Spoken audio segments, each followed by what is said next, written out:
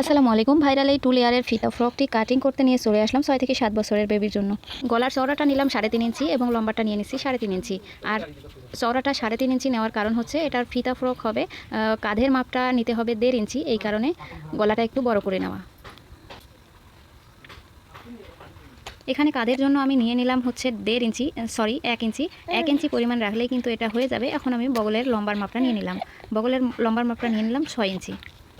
আর যারা নতুন আছেন তারা কিন্তু এই ভিডিওটা দেখলে সহজেই করে নিতে পারবেন। আমি কিন্তু খুব সহজভাবে এবং খুব আস্তে করে দেখিয়ে দিলাম। আর এখানে লম্বার মাপটা বলতে আমি ভুলে গিয়েছিলাম। 6 থেকে 7 বছরের বেবির জন্য লম্বার মাপটা নিতে হবে 11 ইঞ্চি। এখানে আমি কাপড় নিয়েছি 4টা। এর কারণ হচ্ছে ভিতরের যে আমি ফলস কাপড়টা দিব সেটাও কিন্তু এই লাল সেম কাপড়টাই দিব, এই কারণে আমি 4টা পার্ট এখানে কেটে নিয়েছি।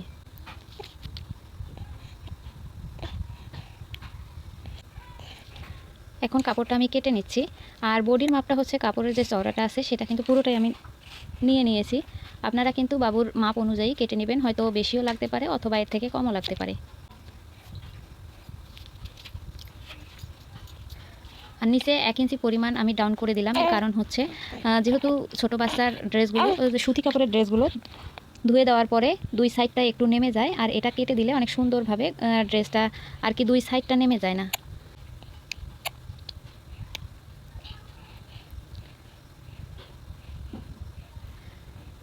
ড্রেসের যে বেল্ট এবং ফিতাটা লাগাবো এগুলো কিন্তু আমি আগেই কেটে নিয়েছিলাম, এগুলো দেখানোর দরকার নেই। গলাপট্টিটা যেভাবে করা হয় সেভাবে কিন্তু কোনা করে আমি কেটে নিয়েছিলাম ফিতাটা।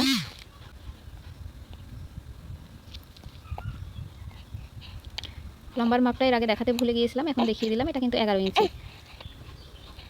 জামার লম্বাটা যেহেতু 30 ইঞ্চি হবে, ওখানে 11 ইঞ্চি নেওয়ার পরে এখানে আমি 20 ইঞ্চি নিয়েছি। 31 পুরোটা মিলে 31 হয়েছে এবং সেখান থেকে সেলাইতে 1 ইঞ্চি 1.5 ইঞ্চি যাবে, বাকিটা থাকবে।